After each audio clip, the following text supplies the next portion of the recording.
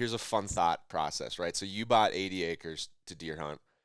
We bought this 40. Our house is on it, so we couldn't really do this. But imagine what you could accomplish if you sold your 80 acres, just bought one XOP setup, and like the whole system, bull, whatever. You've already got it all, and just put all of that And money towards paid trips five in grand different for as states. many hunts as you wanted. Yeah, dude, it'd Well, be not even five insane. grand. What'd you spend in North Dakota? $255 for the tag, That's some true. That's true. gas, like, and then it's like, Yeah. okay, next year we're doing just like, or you could do four of the, you know what I mean? And all the time, like, I feel like I love private land, and I'm never gonna not want more because I love, Yeah. like, I authentically There's love something about that. managing land and like just seeing sheds and bucks.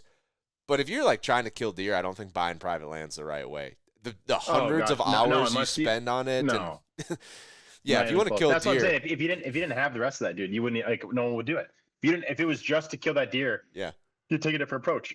You take a whole different side to it. You You would wouldn't run buy and property gun just public to. lands. You'd play the lotteries, and it's like this year we drew Iowa. Next year we're trying to draw Kansas. We're gonna always hunt North Dakota because it's over the counter. We're always gonna hunt Missouri because it's over the counter. You're gonna do that every year.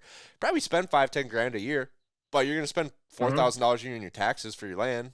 And how many hours? I mean, like it's yeah. There's so many ways to skin that cat, and that's what I love about these systems that like XOP designs. Not that this is like we both are very, I don't know, affiliated friends of the XOP family, part of the XOP Yeah. family, but it's for a reason. Like we love the stuff, like we use it, we love it, and it makes the run and guns enjoyable. Like I like the thought of like, man, maybe I should just like I've always kind of been anti-public because we have so much private, and I don't want to be the guy that like encroaches on other people's like only option when I have a lot. So I'm like, maybe I should just try to hunt like the Interesting. worst publics. So I'm not really like taking up someone else's opportunity, but just the thought of like, let's just go walk in the woods and be like, oh, here's a fresh buck track. Like, oh, I see what he's doing. Like, I think I gotta, just looking around in the woods and be like, I'm gonna sit in this tree tonight and see what happens. Hmm. I kind of like The that. unknown, dude.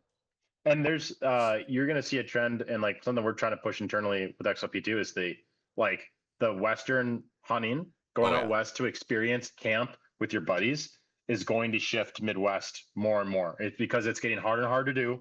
It's getting more and more expensive. The pressure's getting to a lot of those like it's just the camaraderie of going to a place that's unknown, trekking around the hilltop, the suck, the sweat. That's what people come home and immediately miss. yeah, And you're going to see a lot more people coming to the Midwest on the over-the-counter states in the next. I mean, it's already happening, but because we have giant chunks of public and we have enough, especially during bow season, for people to have plenty of space and kill big animals. Like yeah, we're not there yet. At least in my opinion, we're not there where our public land is so overrun by hunters. Unless you're within 45 minutes of the cities here, like there's enough of it everywhere to go in the Midwest to have big chunks on your own, especially if you're doing from a Monday to Friday, and with all your buddies that took off work for a week, like that is 100% still a thing. People can do it. And I think you're going to see more people do it because it gives them the itch that they want with camaraderie and the fellowship with people yeah, around the fire and the destination going somewhere and being and still camping. Yet they're in a 400 acre section that is plenty big for those three guys to hunt for a week. Like it just is. And yeah, there's probably plenty of deer running around in it. So like, yeah. yeah. Yeah, I think so too. I mean, the camp is fun. Though, like when we did Test the West, the film that just launched for XOP. So if folks haven't watched it, we're gonna put it in a newsletter, but it's out on the XOP YouTube channel. Sam was the camera guy behind that whole film. Yeah. Yeah. If folks haven't caught on, Sam is a full-time cameraman. Runs more media. Well, a podcast producer now, I guess, is another one. Um, We can add that to our list. Yes. We can you add are a podcast digital producer. asset producer. There we go. That's all encompassing enough for Yeah, sure. yeah, and works with majority outdoor brands, hunting, fishing, power Yep. sports. Not that you wouldn't take a different venue if it was the right, fit, but Mm-hmm. primarily power sports, outdoor sports, hunting, Yeah. fishing. Yeah, so Test the West. The best part of that trip was the camaraderie in camp, the bonfires that went into like 3 a.m.